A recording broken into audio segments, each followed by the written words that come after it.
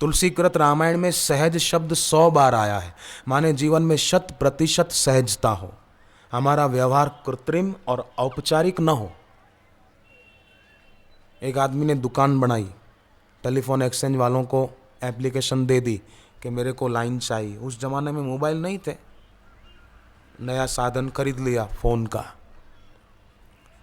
एक दिन उनकी दुकान पर एक व्यक्ति आया,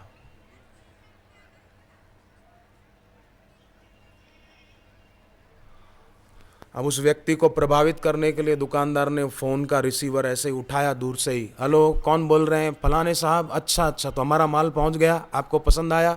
बहुत अच्छा था। अच्छा, दूसरे लोगों ने भी उसकी सराहना की, और भी भिजवाएं? ठीक है। ऐसा करके अपने आप भी बात कर रहा था, बनावट करके फ़ोन रख दिया। आगंतुक व्यक्ति को पूछा कि आपको क्या माल चाहिए, ऑर्डर दीजिए। बोले मेरे को कोई माल नहीं चाहिए, मैं तो टेलीफोन एक्सचेंज से आया हूं कनेक्शन जोड़ने के लिए। आप किससे बात कर रहे थे? दिखावा ज्यादा चलता नहीं है। दूसरे एक गणितज्ञ थे, अपनी पत्नी और 4 बच्चों को साथ लेकर पिकनिक पर गए। रास्ते में एक नदी पड़ी, नदी के उस पार बड़ा सुहावना दृश्य था। नाव थी नहीं, अब उस पार कैसे जाएं बच्चों को लेकर? तो वो जो गणितज्ञ था वो तैरना जानता था। उसने सोचा मैं नदी की गहराई नाप लूं, पानी कहाँ कितना है। वो उतरा, नाप के आ गया और नदी किनारे फिर रेती पर गणित लगाया कि नदी की औसत गहराई मात्र 1.5 फुट है। फिर बच्चों की और अपनी हाइट मापी कि हम लोगों की ऊंचाई औसत 2 फुट है। कल्पना करो, पार हो जाएंगे। अब ये कोई गणित है? औसत गहराई और औसत ऊंचाई, इसका क्या संबंध? गणितज्ञ था। पत्नी बोली ये तुम्हारा कहाँ का गणित है, मारोगे बच्चों को? बोले नहीं नहीं, मैं गणितज्ञ हूं, चल। वो आगे, बच्चे पीछे। पत्नी जानबूझकर आखिरी में चली कि जरूर नाव डुबाएगा आदमी। छोटा बच्चा डूबने लगा। पत्नी चिल्लाई बचाओ मुन्ने को। वो मुन्ने को बचाने नहीं भागा, वो किनारे भागा कि मेरा गणित झूठा कैसे पड़ गया। औसत गहराई, औसत ऊंचाई, ये गणित मेरा झूठा कैसे हुआ? ये बच्चा डूब कैसे रहा है? वो पत्नी अक्ल वाली थी कि बच्चे को बचा लिया। तो जैसे उसका गणित डुबाने वाला था ना, ऐसे ही संसार में जो लोग गणित लगा के रखते हैं ना, उनका गणित भी डुबाने वाला ही होता है। ऐसा कर लेंगे, ये कर लेंगे, पर भैया उम्र बीत जाती है, 1 घंटे में 900 श्वास खर्च हो जाते हैं। इसलिए अपने जीवन में सहजता और वर्तमान में जीना है। अतीत की सत्ता कहाँ है? ना सतो विद्यते भावो, ना भावो विद्यते सतः। वर्तमान में जीना। साधना में, भक्ति में जो ऊंचाइयों को छूना चाहता है, वो स्वयं को अतीत और भविष्य से मुक्त रखे, तो वो जरूर साधना में और व्यवहार में भी बहुत ऊंचा उठेगा। मुझे कई साधकों ने बताया है। पानीपत हरियाणा में पड़ता है, नाम सुना पानीपत? पानीपत में एक सज्जन जो समिति के अध्यक्ष हैं अभी, योग वेदांत सेवा समिति के, उन्होंने मुझे बताया 98 में मैंने दीक्षा ली, तब मेरी फैक्ट्री में 9 आदमी काम करते थे। पानीपत बाईपास रोड पर फैक्ट्री है, गार्गी वुलन फैक्ट्री, 9 आदमी। और आज की तारीख में मेरी फैक्ट्री में बोले 360 आदमी काम करते। रेवाड़ी के एक भाई ने बताया 1999 में हमारा व्यापार 0 पर आ गया था, पर फिर दीक्षा मिली, जप ध्यान करते रहे, जीवन रसायन पुस्तक पढ़ी, बापू की सत्प्रेरणा मिली। सन 2002 में तो 1 साल में 13 करोड़ का टर्नओवर किया। 99 में 0 पर आ गए थे और 2002 में 13 करोड़ तक पहुंच गए। फौला दी है बाहें, हम चाहें तो पैदा कर सकते हैं चट्टान में राहें। नकारात्मक और निषेधात्मक विचारों को अपने जीवन से उखाड़ फेंको। नहीं हो सकता, हमारा भाग्य ऐसा है। हमारा भाग्य खराब होता तो हम ऐसी जगह पर आते ही नहीं। हमारा भाग्य बहुत बढ़िया है, इसलिए भगवान ने हमको ऐसी जगह पर भेजा है। बेकार में अपने भाग्य को कभी भी कोसना नहीं। क्या करें, हमारी बेटी को बहुत कष्ट है। नहीं नहीं, कोई कहते हैं मेरी बेटी बड़ी हो गई, उसकी शादी में अड़चन आ रही है।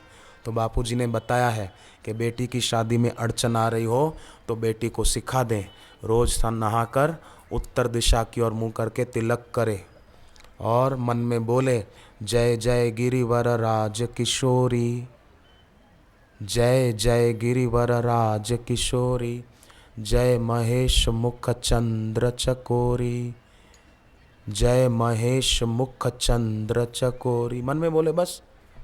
और दूसरा बोले ओम ह्रीं गौर्यै नमः, ओम ह्रीं गौर्यै नमः, ओम ह्रीं गौर्यै नमः। गौरी मना पार्वती जी। लोकमान्य तिलक जी को एक बार किसी ने पूछा कि भारत देश में कन्याएं गौरी व्रत क्यों करती है। लोकमान्य तिलक बोले कि कन्याएं गौरी व्रत इसलिए करती हैं कि उसको वर अच्छा मिले, पति अच्छा मिले, शराबी कबाबी ना हो। तो उस आदमी ने फिर पूछा तो फिर पुरुष लोग क्यों नहीं करते, पुरुष क्यों नहीं करते। लोकमान्य तिलक बोले कि भाई देखो कन्याएं तो सब अच्छी ही हैं, पर पुरुष कई स्वच्छंदता के कारण, मनमुक्ता के कारण शराब पीना, तंबाकू खाना, ये करना वो करना, उसमें उलझ जाते हैं। इसलिए कन्याएं गौरी व्रत करती हैं। तो ये ओम ह्रीं गौर्यै नमः, जय जय गिरिवर राज किशोरी, जय महेश मुख चंद्र चकोरी बड़ा काम करता है। किसी कन्या को, बेटी को ससुराल में तकलीफ हो तो बेटी को ये मंत्र सिखा दो, तो बेटी को वो तकलीफ धीरे धीरे कम होती जाएगी और बेटी के जीवन में शांति बढ़ती जाएगी। और अगर कोई कर सके तो एक प्रयोग बड़ा सरल है, मैंने पहले बताया है, पुराने सत्संगी जानते हैं। 40 मिनट तक अगर कोई रोज एक टक अपने गुरुदेव की तस्वीर की ओर देखने का नियम रखे तो सचमुच वो जो संकल्प करेगा वो पूरा होके रहेगा, उसको कोई काट नहीं सकता, उसमें ऐसी शक्ति आएगी। 40 मिनट तक गिन कर रोज करे, एक टक देखे अपने गुरुजी की तस्वीर को, आंखों की पलकें हिले नहीं, आंखों में जलन हो भले हो, आंखों से आंसू निकले भले निकले, शुरुआत में सफलता न भी मिले 40 मिनट तक, पर रोज अभ्यास करेंगे तो हो जाएगा। पर उसको फिर बुरे संकल्पों में न खर्चे, शक्ति को अच्छे में लगाएं, अपने ग्रस्त जीवन को सुखमय, शांतिमय और भक्तिमय बनाने में लगाएं। तो देखो कितना लाभ होता है। कईयों को हुआ है, कईयों को होता है और कईयों को आगे भी होता रहेगा। भगवान ने तो गीता में आश्वासन दिया है, मत चित्तः सर्व दुर्गाणी मत प्रसादा तरिष्यसि। मुझ में अपना हृदय लगाया, मन लगाया, तो भगवान कहते हैं मेरी कृपा से सारी कठिनाइयों से अर्जुन तू तर जाएगा।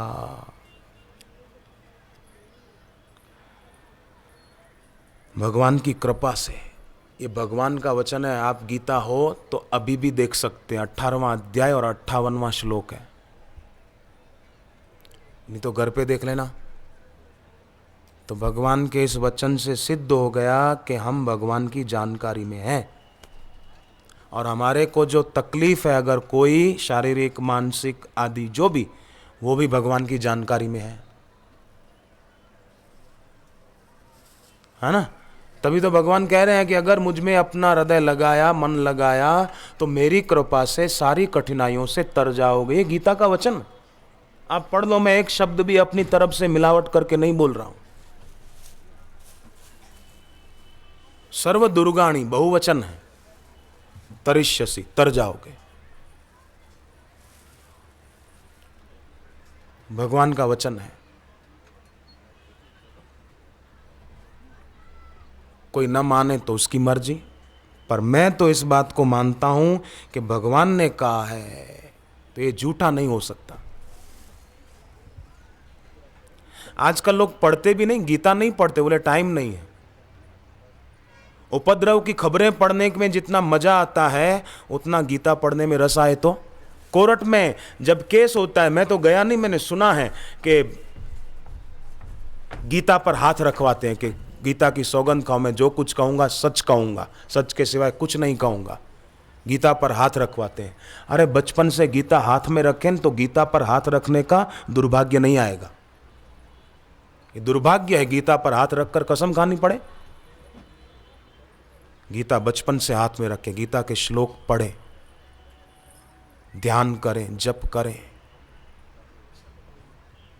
ध्यान न कर पाते हो तो कभी ध्यान योग शिविर में आए।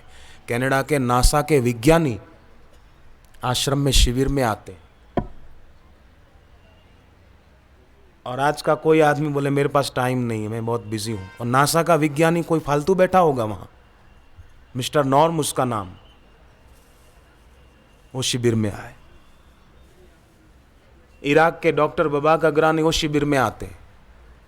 ऐसे कई हैं जो विदेश में बड़े ऊंचे पद पर, बड़े ऊंचे अधिकार हैं, पैसा है, किसी चीज़ की कमी नहीं है, पर फिर भी महत्व बुद्धि भगवान के प्रति है, सत्संग के प्रति है, अपने कल्याण के प्रति महत्व बुद्धि है। भगवान श्री कृष्ण ने कहा है कि ज्ञान देने वाले जो गुरु हैं, ऐसे गुरुदेव के वचनों को सुनकर वैसा ही आचरण बनाना है। ऐसे सिद्धांत को लेकर के सुनने से बड़ा भारी लाभ होता है। और ज्ञान गुरु का सुना जाता है तो श्रद्धा से, और श्रद्धा का अर्थ है जहाँ से अविश्वास हट गया।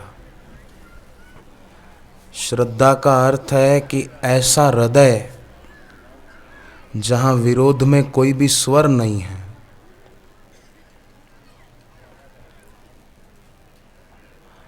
और जब भीतर कोई विरोध का स्वर नहीं होता शास्त्र के प्रति, भगवान के प्रति, गुरु के प्रति, तब श्रद्धा फलित हो जाती है।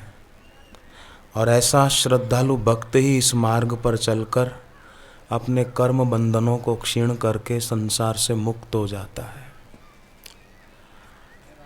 कंकड़ पत्थर के रंगीन टुकड़ों को हीरे जवाहरात समझकर कोई आदमी मुट्ठी बांधे रहे तो आप उसको क्या कहोगे? हैं तो कंकड़ पत्थर रंगीन, और उनको हीरे जवाहरात समझकर, कीमती नंग समझकर मुट्ठी बांधे रहे तो ऐसा व्यक्ति सच्चे हीरे की खोज पर निकल ही नहीं सकता।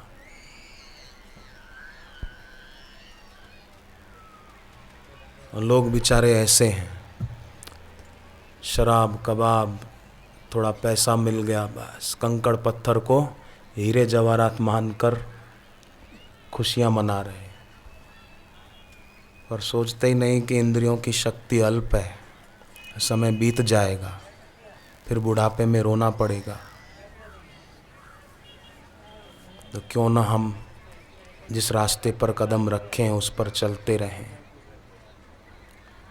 18वीं सदी के जो विज्ञानी हुए, वो विज्ञानी सोचते थे कि 100 वर्षों में ऐसा कुछ हो जाएगा कि दुनिया में कुछ भी जानने को बचेगा ही नहीं।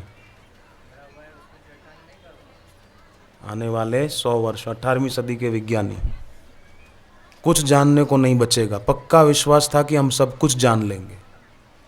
और अब विज्ञानी ये कहते हैं कि जितना हमने जाना वो तो कुछ भी नहीं, लेकिन जितना हमने जानने की कोशिश की उससे 1000 गुना अनजाना प्रकट हो गया। 1000 गुना। तो विज्ञानी भी इस बात को मानते हैं। सर्वसमर्थ ईश्वरीय सत्ता को विज्ञानी भी मानते हैं। और आज का कोई तार्किक आदमी कुतर्क करके और बोले कि हम नहीं मानते, तो भाई ये तो ऐसा हुआ कि एक सेठ था, वो नदी में डूब रहा था, तो किसी युवक ने आकर उनकी जान बचाई। सेठ ने अपनी जेब से 2 पैसे का सिक्का निकाला और उस युवक को दिया कि ले इनाम, मेरी जान बचाई तूने। युवक तो इतने बड़े सेठ की जान बचाई, सोचा कि हजारों का इनाम मिलेगा, पर 2 पैसे का सिक्का देखकर युवक को आश्चर्य हुआ। कमाल है, लोग जो खड़े थे किनारे वो कहने लगे हमको पता था इसके बारे में, इसलिए तो हम बचा नहीं रहे थे इसको, भले डूबते हैं। इतने में एक संत वहाँ से पसार हुए। संत ने कहा, बेटे दुखी मत हो, तूने इस सेठ को डूबने से बचाया? बोले हाँ। इसने तुझे 2 पैसे इनाम दिए? बोले हाँ। तो इसकी जितनी कीमत है ना, ये इतना ही तेरे को दे रहा है।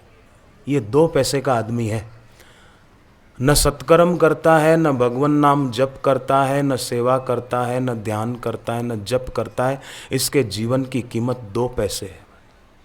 इसकी जितनी कीमत है ये इतना तेरे को दे रहा है, तू दुखी मत हो। तो लोगों ने अपना जीवन कैसा बना दिया। पुरुष तो हैं पर परुष हो गए। है तो पुरुष, परुष हो गए, कठोर हो गए। कठोर होना चाहिए था विकारों के विषय में। वासनाओं के सर्प फण उठाएं, उसके पहले श्री कृष्ण भगवान की तरह उनके सिर पर पैर रखकर उनका सिर कुचल दे। वहां तो परुष नहीं हुए, वहां तो गल गए। और घर में पत्नी पर, बेटे पर, बेटी पर, पड़ोसी पर, जो बेचारा थोड़ा कमजोर है उस पर परुष हो गए। परुष नहीं बनना, पुरुष बनना, पुरुषोत्तम बनना है, पुरुषों में उत्तम। एक मारवाड़ी सेठ व्यापार के काम से शिमला गए थे। लौट रहे थे, पहाड़ी रास्ता था, आप तो जानते हैं, आपसे अनजाना नहीं है। ढलान पर टैक्सी के ब्रेक खराब हो गए। अब रुके ही नहीं, स्पीड से जा रही, वो बेचारा स्टीयरिंग यूं घुमाए तो सेठ चिल्लाए, अरे गाड़ी रोक भाई, गाड़ी रोक। ड्राइवर घबराते हुए बोला, सेठ जी ब्रेक फेल हो गए हैं, गाड़ी अब रुकने वाली नहीं है। सेठ बोले कि टैक्सी को रोकने को भाई कुछ भी कर तू, अगर टैक्सी को तू नहीं रोक सकता है तो कम से कम इतना तो कर के मीटर बंद कर दे, मेरा किराया बढ़ता जा रहा है, मीटर तो बंद कर दे। ड्राइवर बोला कि टैक्सी खाई में गिरने वाली है और आपको किराए की पड़ी है, पूरी टैक्सी खाई में जाने वाली है। तो सेठ बोला कि टैक्सी मेरे बाप की थोड़ी है, जहां गिरना हो जाके गिरे, मुझे क्या, मेरा तो किराया नहीं बढ़ना चाहिए, मेरा मीटर ज़्यादा नहीं घूमना चाहिए। अब ड्राइवर बोला कि सेठ जी टैक्सी के साथ साथ आप भी ख़त्म हो जाओगे। तो सेठ बोला कि मेरा तो जीवन बीमा है, पहले इस मीटर को बंद कर बस तू, मैं मर जा, मेरा जीवन बीमा है, तू पहले मीटर को बंद कर। अब देखो, केवल पैसों की ही सोच रहे हैं और जीवन नष्ट हो रहा है। मैं मर जाऊं भले, मेरा जीवन बीमा, मीटर बंद कर। पैसों का ख्याल है, जीवन का ख्याल नहीं है। रुपयों का ख्याल है, पर रुपयों देने पर भी न मिल सके ऐसे कीमती सांसों का कोई ख्याल नहीं है। कितनी नासमझी, और अपने को समझ रहे हैं बड़े बुद्धिमान। गीता में भगवान ने कहा, एक होती है सात्विक बुद्धि लोगों की, वो परिणाम का ख्याल करते हैं और अपना मन भक्ति में लगाते हैं। दूसरी होती है, भगवान ने कहा राजसी बुद्धि, सही को सही मानते हैं, गलत को गलत मानते हैं, पर जब करने की बारी आती है तो गलत ही करते हैं, सही नहीं कर पाते। तीसरी होती है, भगवान ने कहा लोगों की तामसी बुद्धि, कि सही को गलत मानते हैं और गलत को सही मानते हैं। ये तामसी बुद्धि, जैसा आजकल दुनिया में हो रहा है, पशुओं की हत्या को मांस का उत्पादन बोलते हैं, है ना, तामसी बुद्धि। गर्भपात जैसे महापाप को परिवार नियोजन की संज्ञा देते हैं, है ना, गलत को सही मान रहे हैं। विपरीत बुद्धि, तामसी बुद्धि, हल्की बुद्धि। धार्मिकता को सांप्रदायिकता बोलते हैं, धर्म विरुद्ध को धर्मनिरपेक्ष बोलते हैं। बुद्धि की शुद्धि की जरूरत है। बुद्धि की शुद्धि साधना से, ध्यान से, प्राणायाम से, मौन से, सुबह सूर्योदय के पहले नहा लेने से बुद्धि की सात्विकता बढ़ती है। इसलिए क्यों ना ये किया जाए। और घर में रहते हुए कर सकते हैं। देखो, घर में रहना एक विद्या है, बड़ी तपस्या है घर में रहना। बड़े बड़े संत हुए, बड़े बड़े ऋषि मुनि हुए। अत्रि ऋषि, उनकी पत्नी थी अनुसुया, और उनके पुत्र थे भगवान दत्तात्रेय। कर्दम ऋषि और उनकी पत्नी देवहूति, 9 बेटियां थी उनकी। अनुसुया उनकी बेटी थी, और अनुसुया के बेटे भगवान दत्तात्रेय एक गृहस्थ में थे ना, घर में रहते थे, बच्चे थे इनके, पर घर में रहने की विद्या उनको आती थी। देखो, परमात्मा तत्व को बनाना नहीं है कि हम भगवान को पालें, तो भगवान को बनाना नहीं है, मुक्ति को बनाना नहीं है, वो तो स्वतः सिद्ध है। केवल व्यवहार को शुद्ध बनाना है, बस समझ को शुद्ध बनाना है। घर में बड़े हैं तो बड़ों के सामने नहीं बोलना चाहिए, बड़ों का अनादर नहीं करना चाहिए। राम जी को देखो, कैकेयी जी ने वनवास दिला दिया। दशरथ राजा ने नहीं कहा कि राम तुम वन में जाओ। लक्ष्मण जी कहते भी हैं कि पिताजी ने तो आपको बोला नहीं, फिर आप क्यों जा रहे हैं। तो राम जी ने कहा कि लखन भैया, अनुचित उचित विचार तजी जे पालही पितु बहन। लक्ष्मण जी ने यह भी कहा कि पिताजी तो लगता है कैकेयी के वश हो गए, और जो किसी के वश हो गया उसकी बात मानना उचित नहीं है। आप पिताजी की बात क्यों मानते हैं। राम जी कहते हैं, अनुचित उचित विचार तजी जे पालही पितु बहन, ते भागी सुख सुजश के बसही अमरावती है।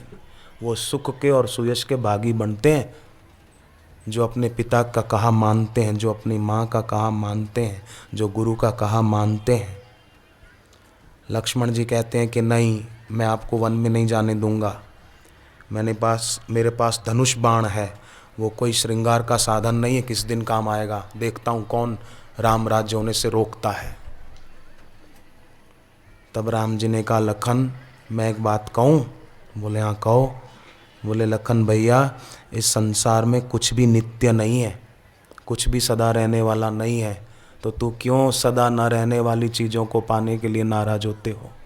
ये चीज़ें सदा तो रहेगी नहीं, राज्य भी सदा रहेगा नहीं, तुम्हारा मेरा शरीर भी सदा रहेगा नहीं, तो फिर इनके लिए नाराज क्यों होना। लखन भैया, मैं कोई विचारक नहीं हूँ, मैं तो बड़ों का आज्ञा पालक हूँ। कैसी बढ़िया बात कही राम जी ने। अगर आज हमारे देश के युवक और युवतियाँ भगवान राम की ये एक बात याद रख लें तो कल्याण हो जाए। राम जी कहते हैं, मैं कोई विचारक नहीं हूँ, मैं तो बड़ों का आज्ञा पालक हूँ, मुझे तो बड़ों का कहा मानना है। क्या कहा ये मत देखो लखन, किसने कहा ये देखो। पिता ने कहा है, गुरु ने कहा है, शास्त्र ने कहा है, किसने कहा है ये देखो। गुरु कहते हैं तो हमारे हित की बात ही कहते हैं।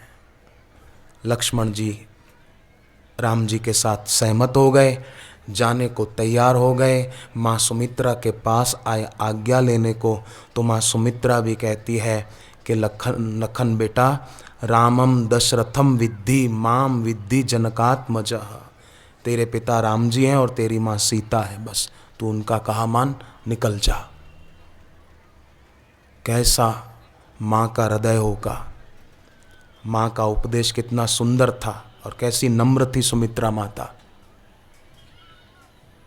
हर माता अपने बेटे को ऐसा उपदेश दे, ऐसी सीख दे, तो इस देश में कैसे युवक तैयार होंगे वो आप सोचो जरा। इस देश में कैसी बेटियां तैयार होगी वो आप सोचो।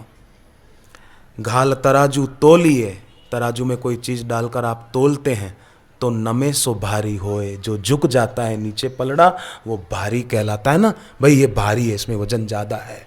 ऐसे ही जो झुक जाता है वो बड़ा कहलाता है। गाल तराजू तोलिए नमे सो भारी हो, नम गया, झुक गया, वो भारी हो गया, वो बड़ा हो गया। एक लड़की की शादी हुई, ससुराल गई, सास ने सोचा कि अब तो मेरी बहू आ गई, अब तो घर का काम संभालेगी, थोड़ा मैं भजन करूं, बुढ़ापा है। पर बहू थी कि 9 बजे नींद में से उठती थी। आलसी शिरोमणि, आलसियों में शिरोमणि, 9 बजे उठे। सास बेचारी घर का काम करे, झाड़ू लगाए, दूध गर्म करे, नाश्ता बनाए। एक दिन बेटे ने देखा माँ झाड़ू लगा रही है। बेटे ने कहा माँ ला झाड़ू मुझे दे, मैं लगाता हूँ। माँ बोली नहीं, तू दुकान जाना है तुझे, तैयारी कर, मैं लगाती हूँ। शोर हुआ, बहू जागी, किस बात का झगड़ा है। सास बोली देख बेटी, ये बेटा झाड़ू लगाएगा, हम किस लिए हैं। तो बेटा बोला अपनी पत्नी को, देख माँ इस उम्र में झाड़ू लगाए, बुढ़ापे में अपने को अच्छा लगता है। सारी ज़िंदगी मेहनत की, अभी भी माँ से हम इतनी मेहनत कराएं, अभी तो माँ आराम करे, ध्यान करे, जप करे, सुमिरन करे, हम माँ की सेवा करें कि माँ काम करे।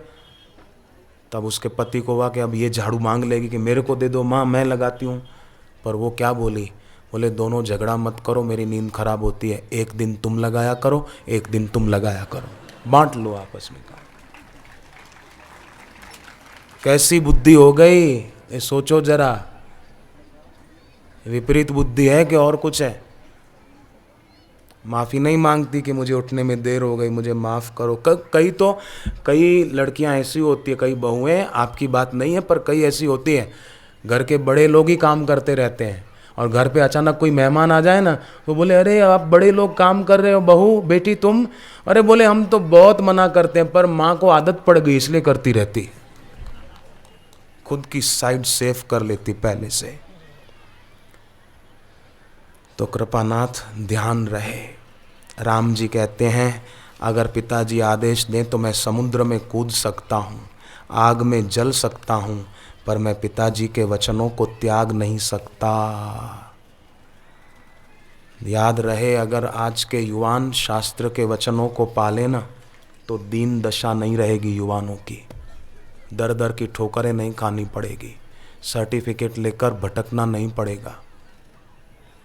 जैसे कई विद्यार्थी पढ़ने में तेजस्वी होते हैं तो उनको बड़ी बड़ी कंपनियों की ऑफ़र पहले से आ जाती है ना, उनकी जॉब पक्की हो जाती है क्योंकि परसेंटेज ज़्यादा है। ऐसे कई साधक विद्यार्थी हैं, सारस्वत मंत्र लिए हुए, उन्होंने मुझे बताया। तो परसेंटेज ज़्यादा हैं तो उनकी बड़ी कंपनियों में महीने 50,000, 60,000, 1.5 लाख महीने का उनकी वेतन पक्का हो जाता है। मुझे एक विद्यार्थी की माँ ने बताया, पंकज उसका नाम है, उसको 1 साल में 24 लाख रुपए तो स्कॉलरशिप मिलती है। अमेरिका में रहता है वो, 1 साल के 24 लाख रुपए। बोलो तो कहा माना ना उसने, जप में ध्यान दिया, आदरपूर्वक जप करता है।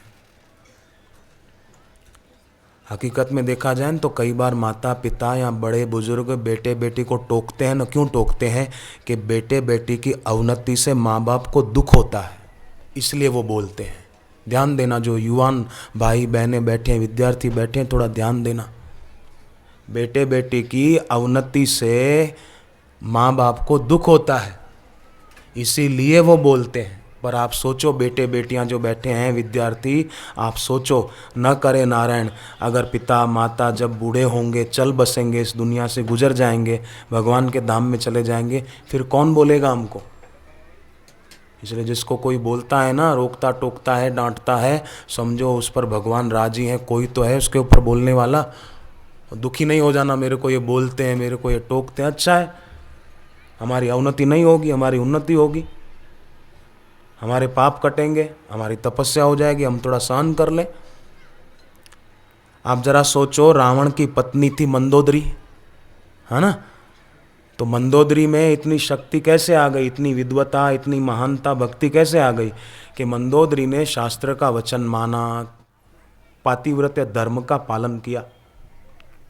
रावण इतना गलत काम करता था, फिर भी मंदोदरी पति का साथ दिया, उसने पातिव्रत धर्म का पालन किया। हालांकि प्रेरणा देती थी कदम कदम पर मंदोदरी कि ऐसा करो, ऐसा न करो।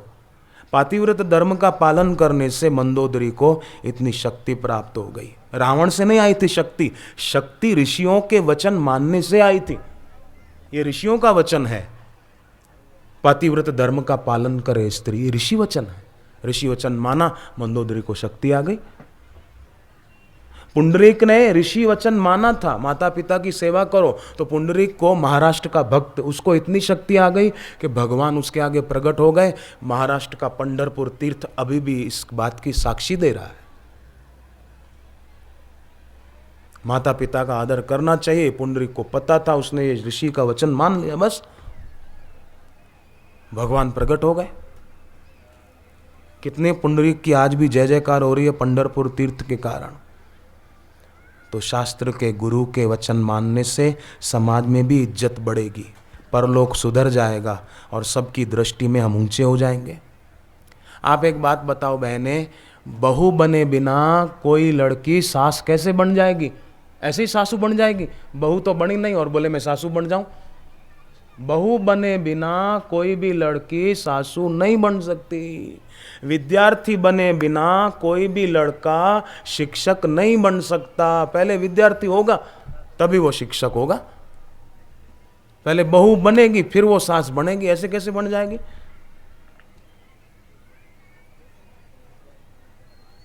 पहले थोड़ा चलना पड़ेगा ना। पौधा अगर बोले कि मैं जमीन से नहीं जुड़ा रहूंगा तो वो पेड़ कैसे बनेगा? नदी बोले मैं दो किनारों को छूती हुई नहीं बहूंगी तो सागर तक कैसे पहुंचेगी? आप सोचो जरा।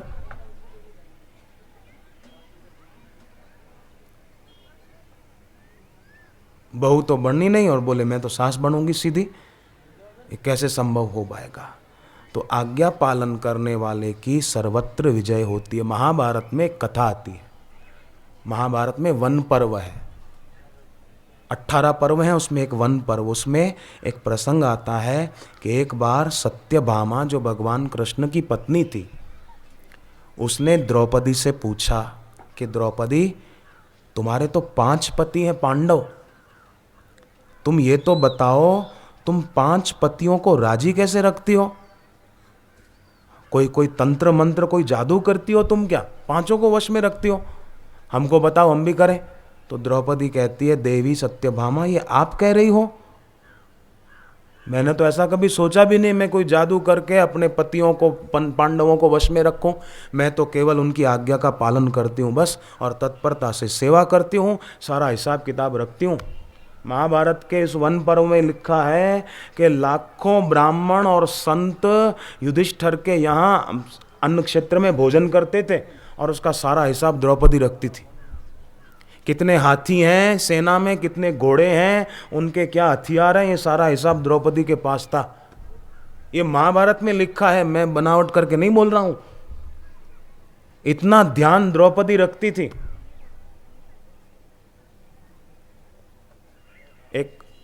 एक घर में पति पत्नी खर्चा होता न, फिर हिसाब किताब हर महीने के आखिरी में लिखते थे कि इतना खर्चा, ये खर्चा, ये खर्चा।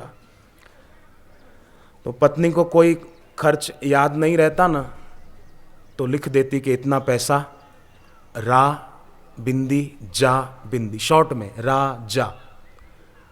तो एक दिन पति ने वो नोट देखी तो कहा कि ये पैसों का तूने लिखा नहीं सामने, कौन सी वस्तु लाई? बोले लिखा है ना रा जा। बोले इसका मतलब क्या? बोले इसका मतलब राम जाने, शॉर्ट में लिखा है रा जा, राम जाने, मेरे को पता नहीं है। अब कुछ रुपयों का पता नहीं, और द्रौपदी कितना हिसाब रखती थी।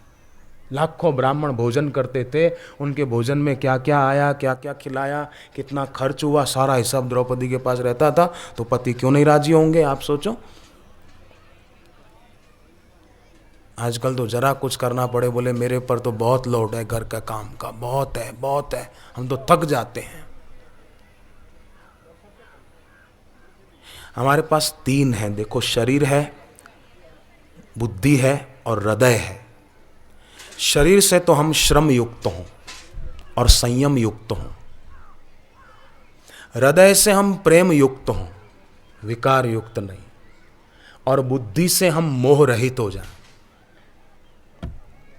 शरीर से श्रम युक्त और संयम युक्त होंगे तो शक्ति प्राप्त होगी। हृदय से प्रेम युक्त होंगे तो भक्ति प्राप्त होगी। बुद्धि से मोह से रहित होंगे, मोह माना इसके बिना नहीं चलेगा, पेप्सी के बिना तो नहीं चलेगा, कॉफी के बिना तो नहीं चलेगा, बर्गर के बिना तो नहीं चलेगा, पिज्जा के बिना तो नहीं चलेगा, अमुक से फ्रेंडशिप किए बिना तो नहीं चलेगा, अमुक से मोबाइल पे बात किए बिना तो नहीं चलेगा। ये है मोह। तो मोह से रहित होना, जो मोह से रहित होगा तो मुक्ति प्राप्त होगी। शरीर श्रम युक्त संयम युक्त तो शक्ति, हृदय प्रेम युक्त तो भक्ति, और बुद्धि मोह मुक्त मुक्ति। बस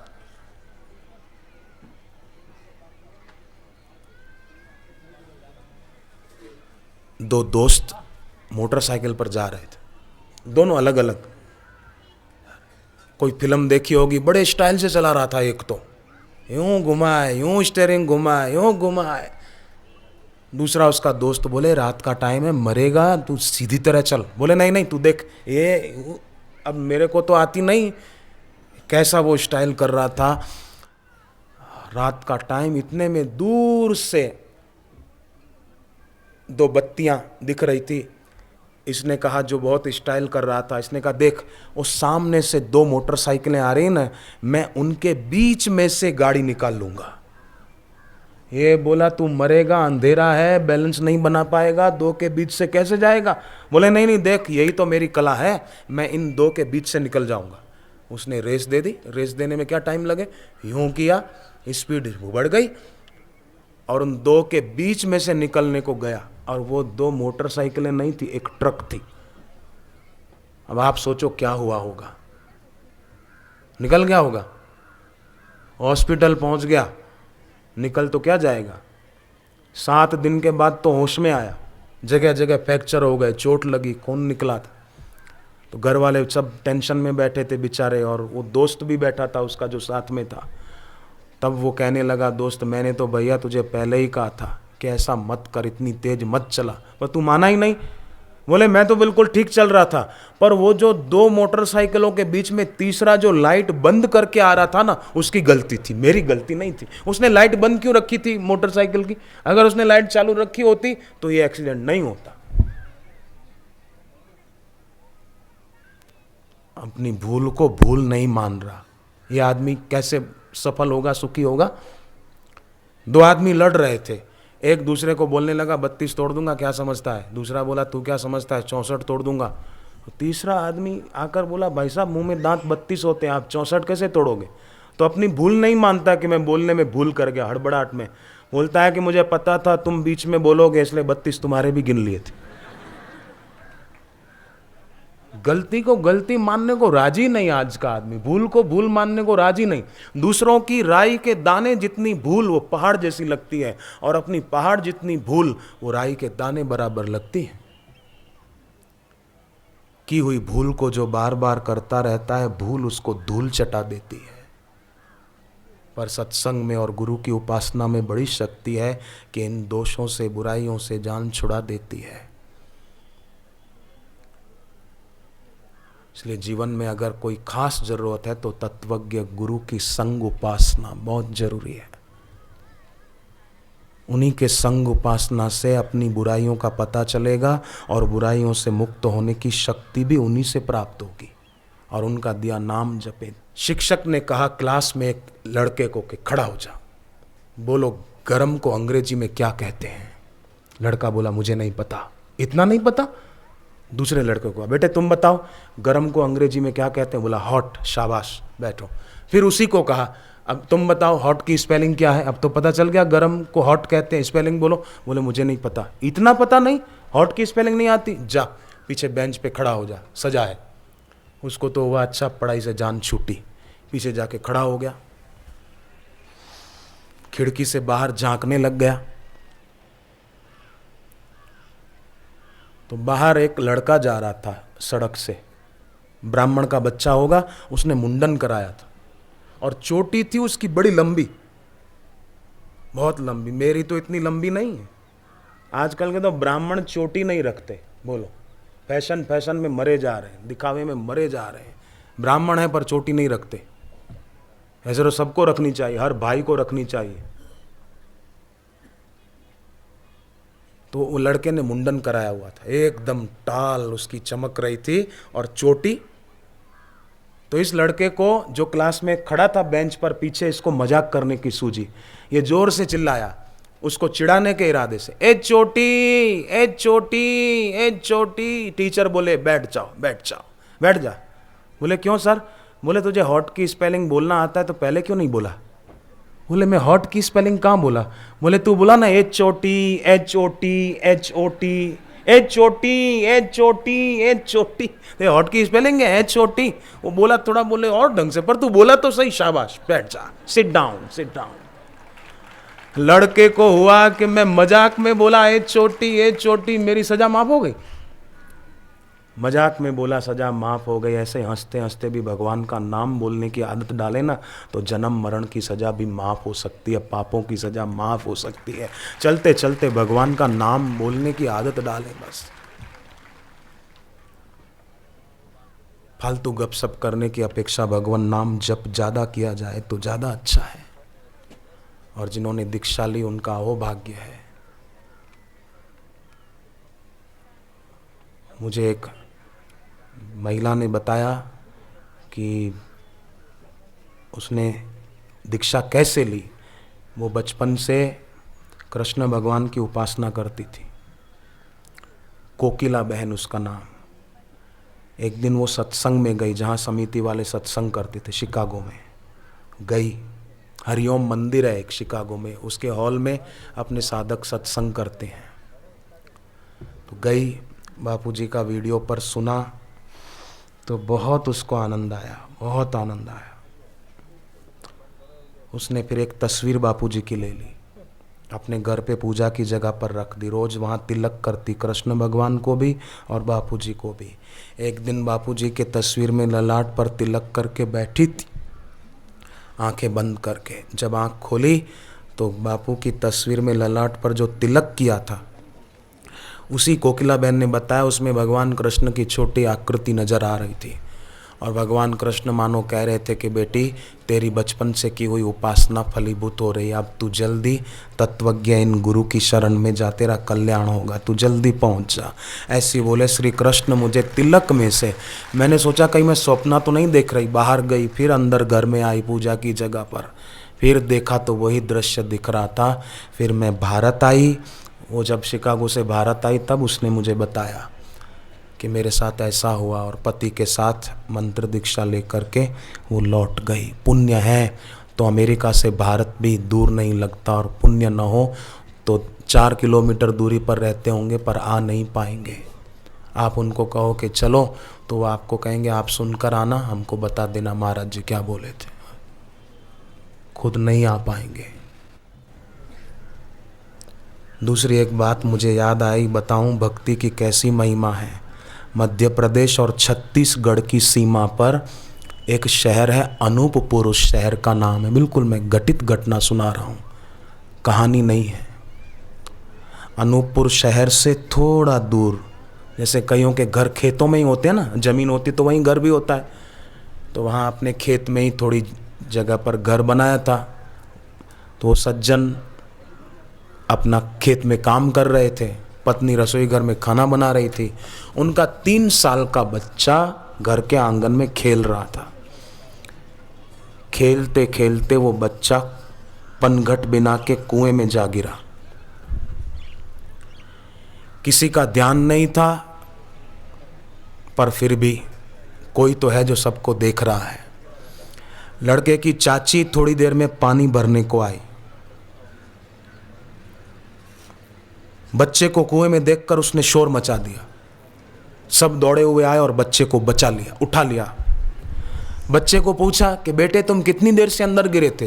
वो बच्चा 3 साल का तोतली भाषा में बोला चाची ने देखा उसके पहले काफी देर से। तो बेटे पानी तो गहरा है कुएं में, तू डूबा नहीं? तब लड़के के गले में बापू के चित्र वाला एक लॉकेट था और एक तरफ ओमकार।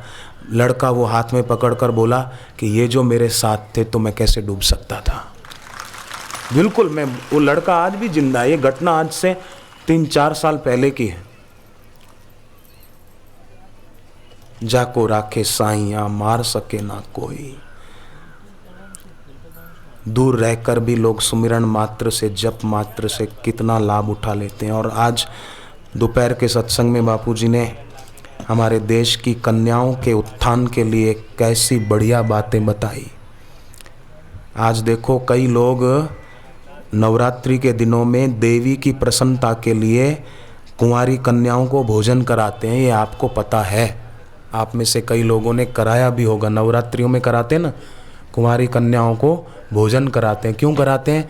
माता जी की प्रसन्नता के लिए, है ना, देवी राजी हो जाए, इसलिए कुंवारी कन्याओं को भोजन कराते हैं। परंतु आप सोचो, जो कन्या को मार देते हैं गर्भ में, उनको देवी का कितना कोप का पात्र बनना पड़ेगा। आप सोचो, ये इतनी सी बात समझ लेना। हमारे देश का हर व्यक्ति नवरात्रियों में कन्याओं को भोजन कराते हैं देवी को राजी करने के लिए, पर कोई कन्या को गर्भ में मार डाले तो देवी कितना नाराज होगी, जरा सोचो। और औरों तक ये बात पहुंचाओ। मैंने ये बात आपको इसलिए बताई कि आपके द्वारा ये बात औरों तक पहुंचे। आप सज्जन हैं, और ध्यान रहे, हमारे राष्ट्र को खतरा दुर्जनों से नहीं है, हमारे राष्ट्र को खतरा आतंकवादियों से नहीं है, हमारे राष्ट्र को खतरा नक्सलवादियों से नहीं है, हमारे राष्ट्र को खतरा आप जैसे सज्जनों की निष्क्रियता से है। सज्जन निष्क्रिय न बने। जटायु में जितनी शक्ति थी, रावण के ऊपर टूट पड़ा सीता जी को बचाने के लिए। जटायु के रावण ने पंख काट दिए, पर आज अगर कोई जटायु की तरह समाज में कदम आगे बढ़ाएगा तो भगवत कृपा से उसके नए पंख भी फूट निकलेंगे और वो समाज में सेवा के कार्य अच्छी तरह से कर सकेगा। आज जरूरत है। श्री कृष्ण का जन्म हुआ, वसुदेव जी उनको टोकरी में रखकर यशोदा जी के वहाँ छोड़कर आए, और यशोदा जी की बेटी को टोकरी में रखकर जेल में ले आए। कंस को पता चला, कंस आया और देवकी जी से वो बच्ची छीनने लगा। तो देवकी कंस के आगे गिड़गिड़ाती है कि इस बच्ची को छोड़ दे, ये बच्ची तेरा क्या बिगाड़ेगी, ये बच्ची तुझे क्या मारेगी, ये मासूम बच्ची ये तुझे मारेगी, इसको छोड़ दे। कंस, भाई एक बहन तुझसे दया की भीख मांगती है, इस बच्ची को छोड़ दे, इसको मत मार। अब आप सोचो, देवकी को पता था ये मेरी बेटी नहीं है, पता था ये मेरी बच्ची नहीं है, मेरे बेटे को तो मेरे पति छोड़ के आए यशोदा जी के पास, ये देवकी जी को पता था। फिर भी देवकी अपनी बच्ची न होते हुए भी उसकी जान बचाने के लिए कितना गिड़गिड़ाती है। और आज पता होता है कि हमारी बच्ची है, फिर भी जो उसको मार डाले उसको कितना पाप लगता होगा, सोचो। वो बच्ची कंस के हाथ से छूट गई, और उसने, वो तो भगवान की योग माया थी, उसने संकल्प किया कि ये कैसी दयालु माता है देवकी, इसको पता है मैं इसकी बेटी नहीं हूँ, फिर भी मुझे बचाने के लिए इतना प्रयास कर रही है, ऐसी माँ के गर्भ से तो मैं जन्म लूँगी। और वही योग माया फिर देवकी के गर्भ से जन्म लेकर आई, जिनका नाम सुभद्रा रखा गया। भगवान कृष्ण की सगी बहन सुभद्रा देवकी के गर्भ से जन्म लिया, जिसको देवकी बचा रही थी। कंस, छोड़ दे, इस बच्ची को मत मार। वो दोबारा जन्म लेकर आई सुभद्रा। जगन्नाथपुरी में 4 धाम में से एक जगन्नाथपुरी है। जगन्नाथपुरी में मंदिर में सुभद्रा जी की मूर्ति है, भगवान के पास में सुभद्रा जी खड़ी। जो जगन्नाथपुरी गए होंगे, मंदिर में दर्शन किए होंगे, उन्होंने देखा होगा, मैं तो गया हूं। तो आज सचमुच में बहुत ज़रूरत है, और ये बापूजी के सत्संग के द्वारा बहुत जल्दी संभव हो पाएगा। शास्त्र का, गुरु का कहा मानेंगे और वैसा आचरण करेंगे तो कल्याण ही होगा, परंतु शास्त्र की विधि को त्याग कर मन में आने वाली वासना के अनुसार जीवन जिएंगे तो भगवान गीता के 16वें अध्याय में कहते हैं, न स सिद्धिमवाप्नोति न सुखम न पराम गति। 16वां अध्याय पढ़ो, 23वां श्लोक है ये। यह शास्त्र विधि मृत सृज्य वर्तते काम कारतः। अच्छा, आप एक बात बताओ, कोई बीमार है, रोगी है, उसको डॉक्टर ने कुछ चीज़ें खाने को मना किया है, अमुक चीज़, डॉक्टर बोलते हैं ना अमुक चीज़ मत खाना, ये चीज़ मत खाना, ये चीज़ मत खाना। वैद्यराज लोग भी बोलते हैं अपन आयुर्वेद की दवा लें तो वो भी बोलते हैं भाई आप मीठा नहीं खाना, आप तला हुआ मत खाना, आप तीखा मिर्ची वाला नहीं खाना, ऐसा बोलते हैं वैद्य डॉक्टर लोग। तो डॉक्टर के मना करने के बावजूद भी रोगी व्यक्ति आसक्तिवश कुपथ्य सेवन करे और न खाने की चीज खा ले तो रोग बढ़ेगा कि नहीं बढ़ेगा, आप बताओ। ऐसे ही शास्त्र हमें स्वस्थ होने की, स्व में स्थित होने की बात बताते हैं। अगर शास्त्र की और गुरु की बात नहीं मानेंगे तो विनाश होगा, जन्म मरण का रोग बढ़ेगा। मैं आपको एक घटित घटना सुनाऊं। गुजरात में बड़ौदा और सूरत के बीच अंकलेश्वर शहर है, एक औद्योगिक नगर है। वहाँ कई साधक रहते हैं, दीक्षित, दीक्षा लिए हुए। उनमें एक जयराज भाई हैं। वो एक रात को घर पर सोए थे सपना देखा कि बापूजी कह रहे हैं बेटे जयराज बिस्किट खाना बंद कर दे आज से। सपना पूरा हुआ, आंख खुली, पत्नी को कहा आज मुझे बापू ने सपने में कहा है बिस्किट मत खाना। तो बिस्किट नहीं खाने से क्या हो जाएगा, बिस्किट क्यों ना खाऊं? पत्नी ने कहा कुछ भी हो, बापू ने कहा है तो आप मत खाना। थोड़े दिन तो उसने नहीं खाए। एक दिन वो भाई अंकलेश्वर से अहमदाबाद जा रहे थे ट्रेन में। सामने की सीट पर एक सज्जन कोई बैठे रहते हैं ना, पैसेंजर तो कई होते हैं, तो बातचीत करते रहते हैं आपस में, तो बात कर रहे थे। बातचीत करते करते उस आदमी ने ये जयराज भाई को कहा भूख लगी है, चलो कुछ खाएं। बोले मुझे तो ज़रूरत नहीं है, अभी भूख नहीं है। तो उस आदमी ने अपने थैले में से बिस्किट निकाले और इनको जयराज जी को कहा लो आप भी खाओ, मैं भी खाता हूँ। जयराज भाई बोले नहीं, मुझे बापू ने मना किया है, बिस्किट मत खाना। बोले बापू ने बिस्किट खाने को मना किया, क्यों, कब मना किया? बोले बापूजी ने सपने में मना किया है। ओ बोला अरे सपने की बात कोई सच्ची थोड़ी होती है, वो तो तुम्हारी कल्पना है मन की, खा लो कोई बात नहीं। अरे कैसे कल्पना है? लंका में त्रिजटा को सपना आया था कि एक वानर आया है, उसने लंका में आग लगा दी है, राक्षस मर गए हैं। ये त्रिजटा को सपना आया था, तो क्या ये सच नहीं हुआ? आप बताओ, बोलो बहनों, ये सपना आया था ना त्रिजटा को, ये तो कथा आप जानते हैं, तो सपना सच हुआ कि नहीं? जिसका हृदय शुद्ध होता है ना, भक्ति भावना श्रद्धा होती है, तो उसको सपने में भी संकेत मिल जाया करता है। आखिर उस आदमी के कहने में आकर ये जयराज भाई ने बिस्किट खा लिया तो क्लोरोफॉर्म वाला था, ये हो गए बेहोश। और उस खिलाने वाले ने इनकी जेब से 3,000 रुपये थे निकाल लिए, घड़ी उतार ली, अंगूठी उतार ली, सोने की चैन उतार ली, वो तो भाग गया। गाड़ी पहुंची अहमदाबाद, ये बेहोश पड़े रहे। रेलवे पुलिस आई, इनको हॉस्पिटल में भर्ती कराया। कार्ड वार्ड देखकर इनके घर वालों को फ़ोन किया, घर वाले आए, ये होश में आए। तब इनको सारी बात याद आई कि उस आदमी ने मुझे नशे वाला बिस्किट खिला दिया, मुझे लूट के चला गया। तब हुआ कि अरे सपने में बापूजी ने मुझे पहले ही कह दिया था बिस्किट मत खाना, काश मैंने बापू की बात मानी होती तो आज ये दुर्दशा ना हुई होती, 3,000 रुपये न जाते, घड़ी नहीं जाती, चैन नहीं जाती, सोने की अंगूठी नहीं जाती। तब से वो बड़े सावधान रहते हैं और अभी ऋषि प्रसाद की सेवा करते हैं। पहले साइकिल पे जाते थे घर घर बांटने, जो मेंबर होते थे उनके एरिया के। फिर बोले मेरे पास स्कूटर आया, अब तो अपनी कार है, ओएनजीसी में सर्विस करते हैं, महीने का 30,000 वेतन भी है। तो काम विकार के कारण, क्रोध विकार के कारण शास्त्र विधि की, गुरु वचनों की अवहेलना करके मनमाना आचरण करने से अधोगति की प्राप्ति होती है। इसीलिए अपने हितैषी की, गुरु की, शास्त्र की बात माननी चाहिए। उनका कहा जो करेगा वो जरूर सुखी होगा। अयोध्या में राम राज्य हुआ। भगवान राम ने 6 महीने के बाद वानर सेना के साथियों को, जो उनके साथ अयोध्या आए थे युद्ध के बाद, उन सब को बुलाकर कहा अब ग्रह जाहु सखा सब, भाइयों मित्रों अब आप अपने अपने घर जाओ।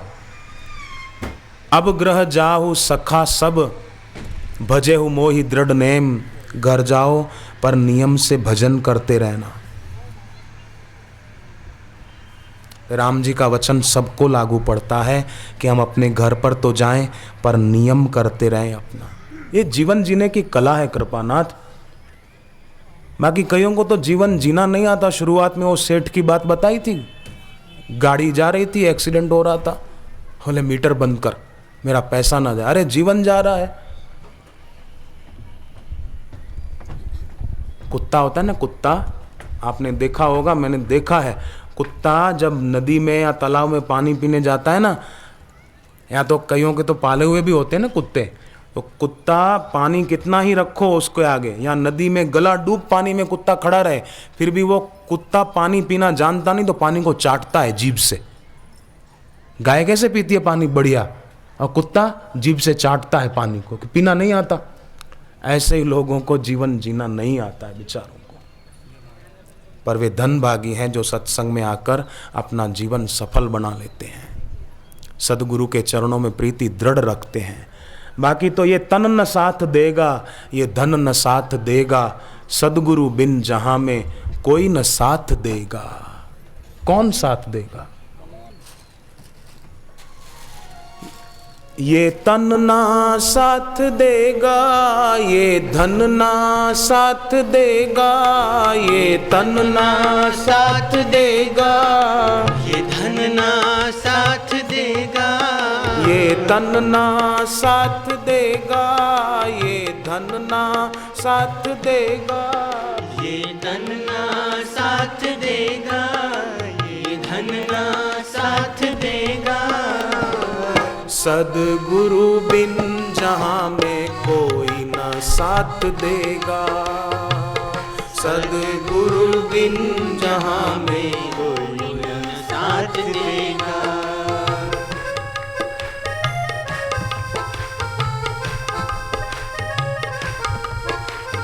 धन माल खूब जोड़ा, ऊंचा महल बनाया, दिया दान न कभी भी, ना पुण्य ही कमाया, दिया दान न कभी भी, ना पुण्य ही कमाया, ना तो कभी किसी का दुख दर्द ही मिटाया, सब छोड़ कर चला तू कुछ भी काम न आया, सब छोड़ कर चला तू कुछ भी काम न आया।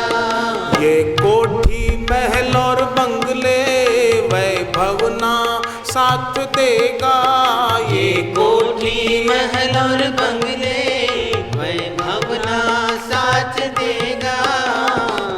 सदगुरु बिन जहां में कोई ना साथ देगा, सदगुरु बिन जहां में कोई न साथ देगा।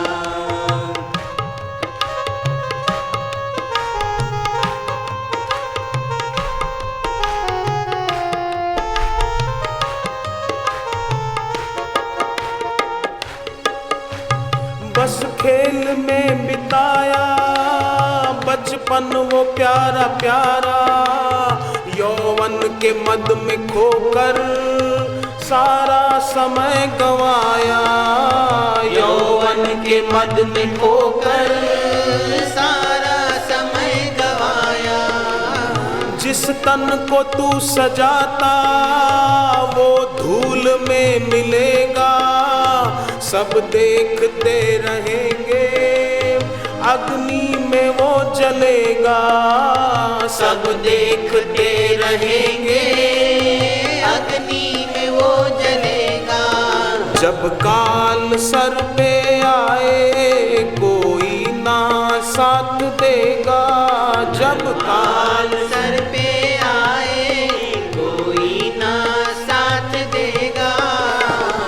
सदगुरु बिन जहां में कोई ना साथ देगा, सदगुरु बिन जहां में कोई ना साथ देगा।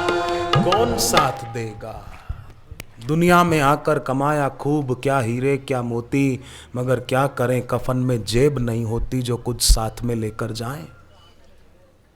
लेके कंधे पे तुझको चले जाएंगे, लेके कंधे पे तुझको चले जाएंगे, तेरे अपने ही तुझको जलाएंगे, तेरे अपने ही तुझको जलाएंगे। 4 दिन के मुसाफिर तू सो क्यों रहा, 4 दिन के मुसाफिर तू सो क्यों रहा।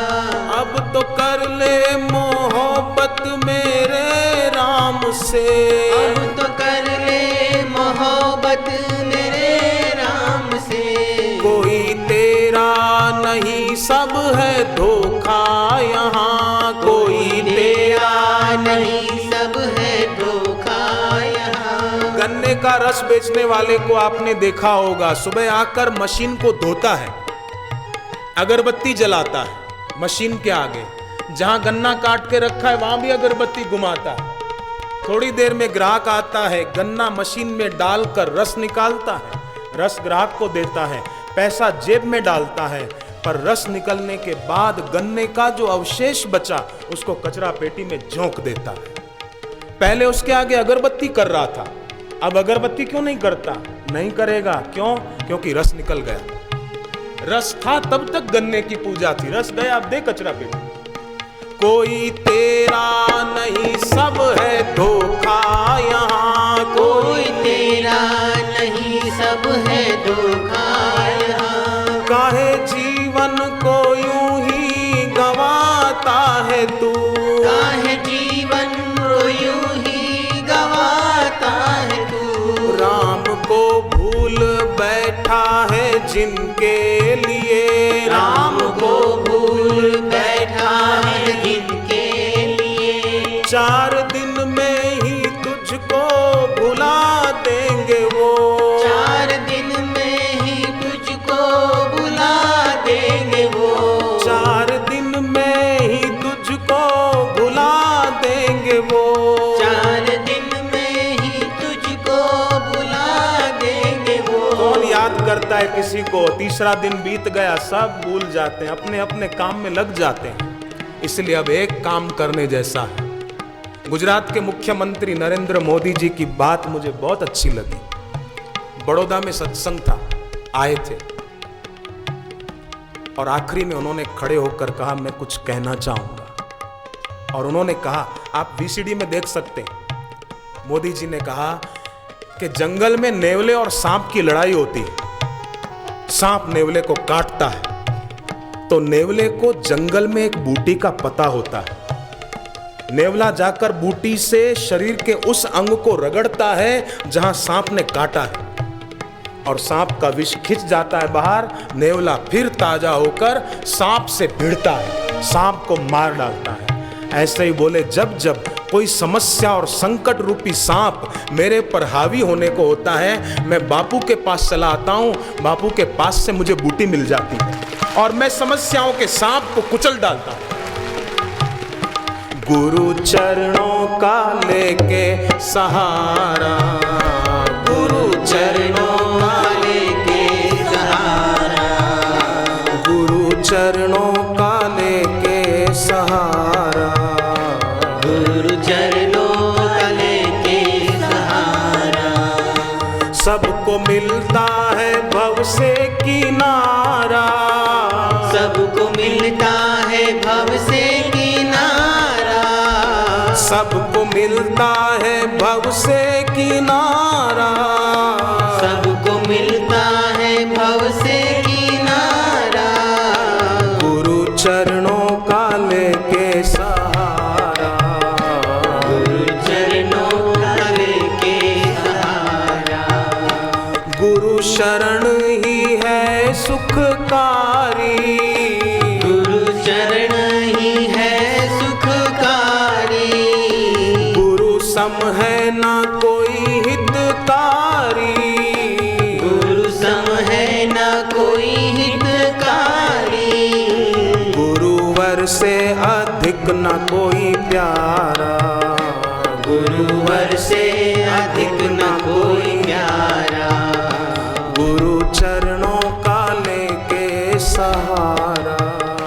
गुरु चरणों का लेके सहारा। समर्थ का सहारा लेने से व्यक्ति भव से तर जाता है। बरसात खूब हो रही थी, ओले पड़ रहे थे। हिमाचल वाले तो ओलों से अपरिचित नहीं है, ओले पड़ रहे थे। एक छोटा सा कीड़ा पेड़ से गिरे हुए पत्ते की ओट में जा छिपा कि हाश, अब मैं सेफ हो गया, सुरक्षित हो गया। अब ओले गिरे मेरा क्या बिगड़ता है, मैं रक्षित हो गया। पर ओले गिरे उसी पत्ते के ऊपर, धड़ाक, तुम, कीड़ा दब के मर गया। कीड़े ने सहारा तो लिया, कीड़े ने शरण तो ली, पर समर्थ की शरण नहीं ली। जो खुद असमर्थ है उसकी शरण लेने से काम कैसे होगा?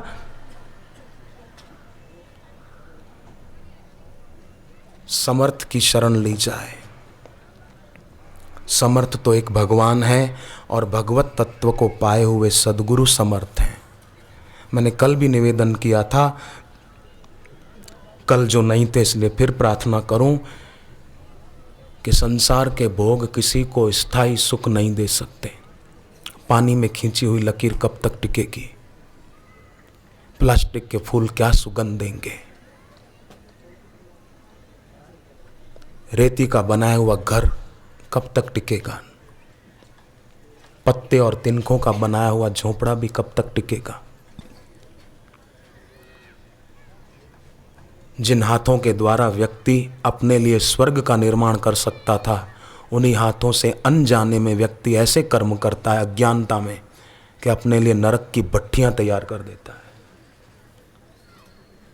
मुझे तो एक पुलिस अधिकारी की बात बहुत अच्छी लगी। अहमदाबाद गुजरात में है, डायाजी वणजारा उनका नाम है। शायद आपने नाम सुना हो। इंडिया टुडे में भी उनके कई बार फोटो छपते हैं। नरेंद्र मोदी जी के द्वारा उनको कई बार इनाम भी मिले। आज से 3-4 साल पहले की बात है, अहमदाबाद में रथ यात्रा निकलने वाली थी। हर साल निकलती है जगन्नाथ जी की रथ यात्रा। अहमदाबाद में मंदिर है भगवान जगन्नाथ जी का। तो पुलिस अधिकारियों को पता चला कि पूरी रथ यात्रा को उड़ाने का प्लान है, विधर्मियों का षड्यंत्र है।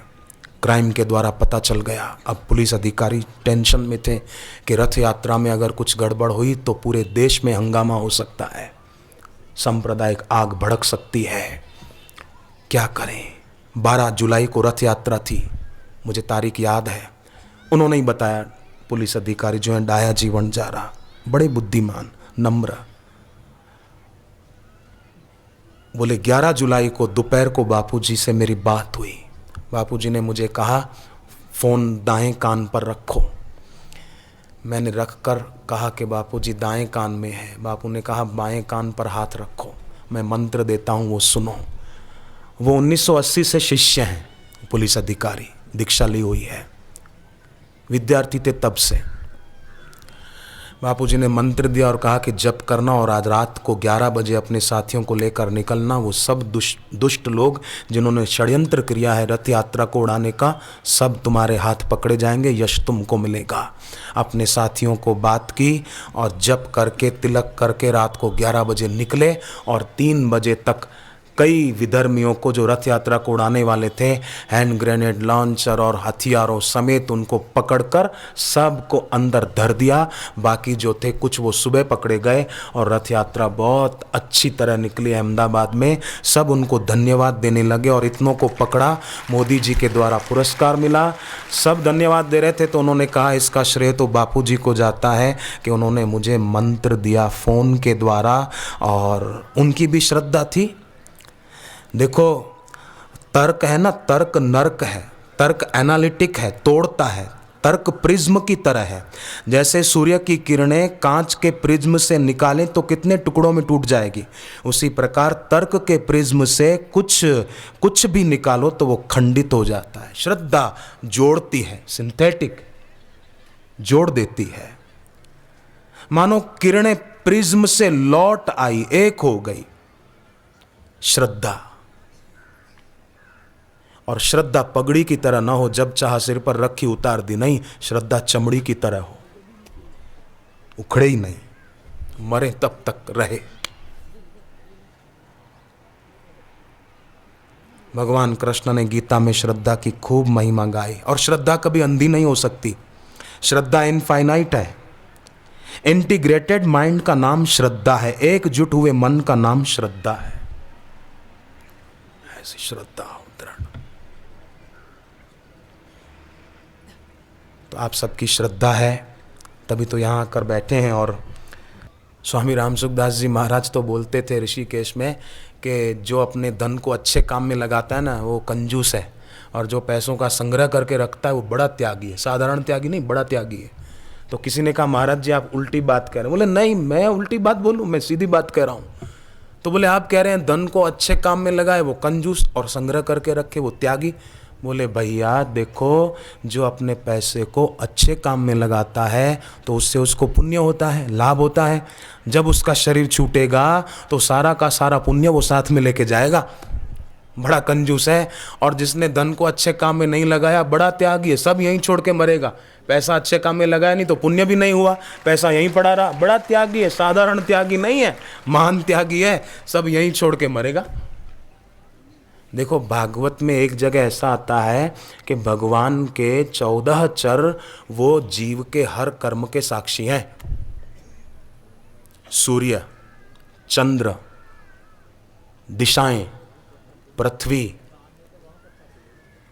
अग्नि, जल, वायु, आकाश, पानी, अपनी इंद्रियां, काल, धर्म, तारे, ये जीव के हर कर्म और हर विचार के साक्षी हैं। भले बोले किसी ने नहीं देखा, किसी को पता नहीं चला, पर ये 14 चर साक्षी हैं। जब अंत काल आता है ना तो ये साक्षी अपनी गवाही दे देते हैं कि इसने ये किया, ये किया, ये किया। ये भागवत जी में आता है, 6ठे स्कंद की बात है।